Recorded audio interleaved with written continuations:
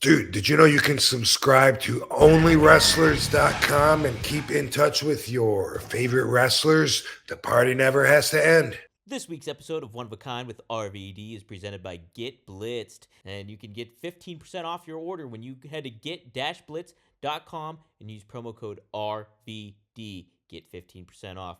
One of a Kind with Rob Van Dam is recorded in front of a live studio audience.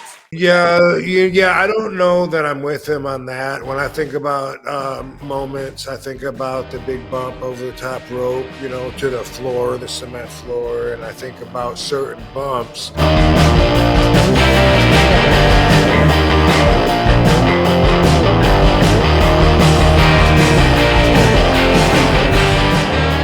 Somebody's been making the news. 2 ECW guys have been making the news.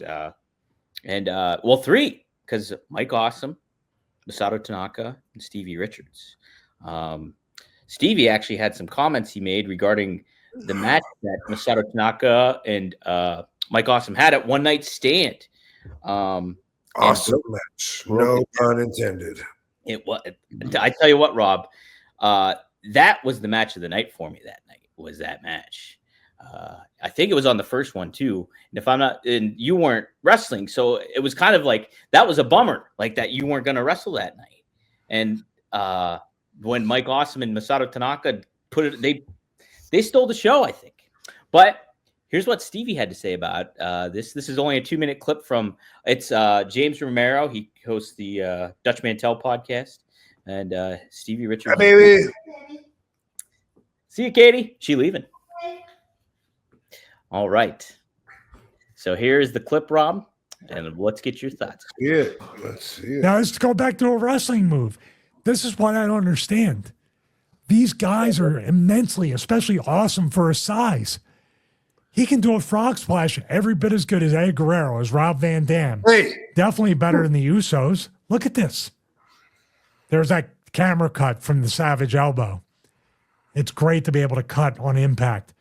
And dare I say it, it's probably the lightest move he can do. Like, he took care of him. There he is right there. Hi. Regular power bomb. I love Austin. See, that's what I don't understand. The highlights, they might be out of order, but I don't think they are.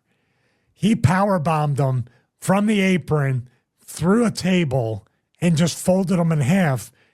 Then he does a regular power bomb. This is where, for everything Mike Awesome could do athletically and physically, he had zero psychology. His psychology sucked.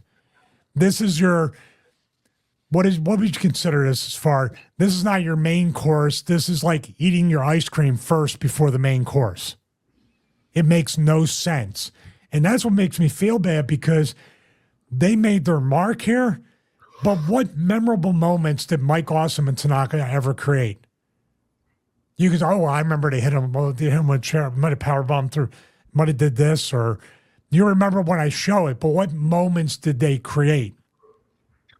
Like when I talk about Eddie Guerrero, and I said, remember when he was a heel and the song, you're like, oh, well, I remember Lie, Cheat, and Steal with the cell phone and all. Like you remember the car, you remember the lowrider, you remember Dominic, custody of Dominic, as silly as it might be. You remember Latino Heat. You remember him giving the rose to China and all that. Those are moments that have nothing to do with what we're looking at right now. You were going to say something. I was going to say something. When you said, what do you remember from this match? And I remember, I remember Total Carnage, blah, blah, blah. And then until I watched it, I actually couldn't pinpoint one single move. Other than that, I know that chairs and tables and power bombs and splashes and everything else were involved. But you can't actually, it's like the entire match is one moment, if you're pinpointing a moment. It's a blur. It's a blur of moves contained within the bell ringing in the beginning and the end. That's it. All right. Yeah. So he said a lot of things in there, and he said Mike Awesome had no ring psychology. And I know we've talked about Mike Awesome plenty of times on this show and how much we love him and how great I thought he was, how awesome he was. What do you think of Stevie's thoughts on here? I have my own thoughts, but obviously it's your show and I want your opinion on that. Well, watching that tiny little bit of footage of Tanaka and Mike Awesome wrestling out of context, didn't provide me with enough information to look at Mike's psychology. Mhm. It's possible that what Stevie says is right. I don't know. When I look at myself back in ECW before I came to WWE, I think the same thing about me, at certain points. Definitely not as much. I might have had a little bit of a hint, a little bit of a clue, or maybe not back then, because my wrestling definitely changed after I went to WWE, and I got to really plug myself in more to where I could really make the moment last and feel that pain of that powerful move, and get the mileage out of it and share that pain with the fans. And back in ECW, there was a lot more no selling, like you forget what happened 5 minutes ago in a 30-minute match because everyone's fresh on their feet. That's something that is an indie-rific quality. I see it in everybody back, in their run prior to WWE. WWE fixes that about you really quick if you're gonna last with them. So that's what I think. It could be true. I would have to watch a whole match and then give you my opinion, because I never looked at Mike looking for this particular criticism of whether he used psychology or not. And like I said, at the time, from my perspective, from like 96 to 2001, I really didn't understand nearly as much as I did once I went to WWE 2001.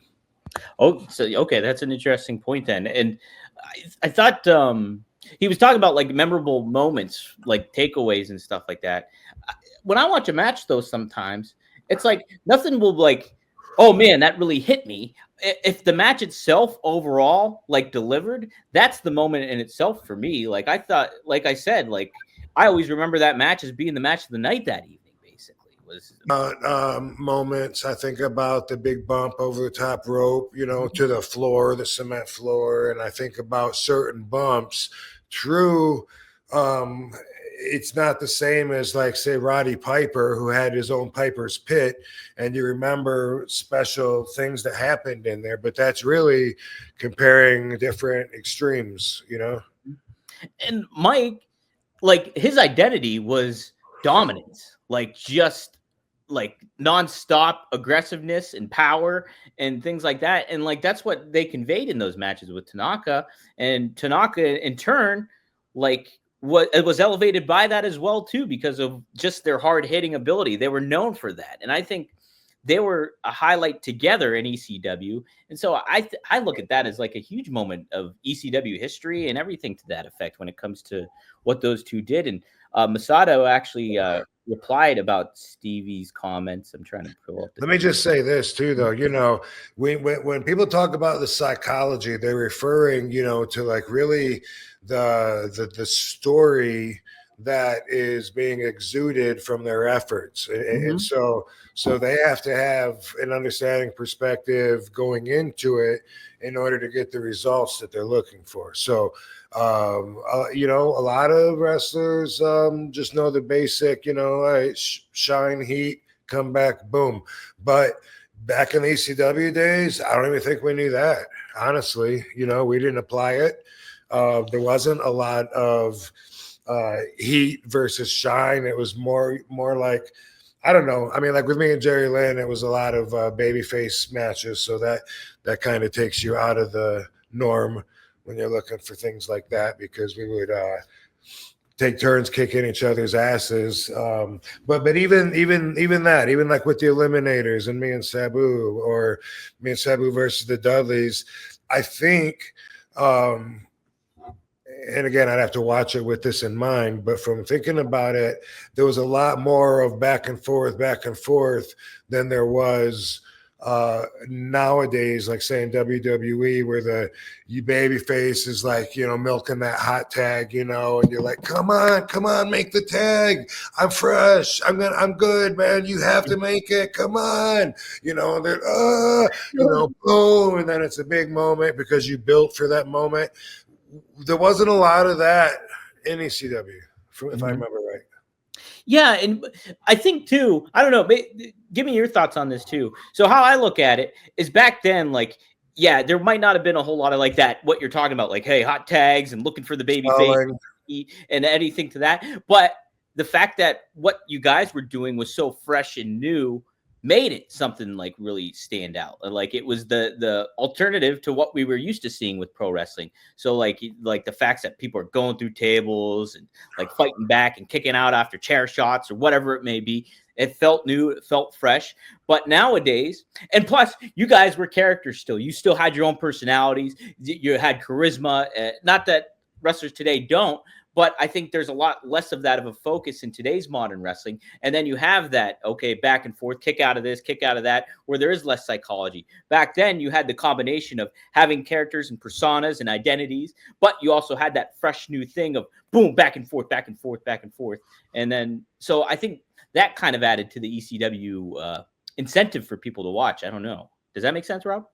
I think so, but I mean, some of it I could possibly defend, and some of it I wouldn't bother. I would critique it. Even my own work. Looking back then, a lot of what we did is why you have people on AEW nipping up after getting 3 pile drivers. It's something that used to be special, but everything is more special when you go back in time and before it was done. And then the more and more it's done, then the less special it is. That's true with anything, right?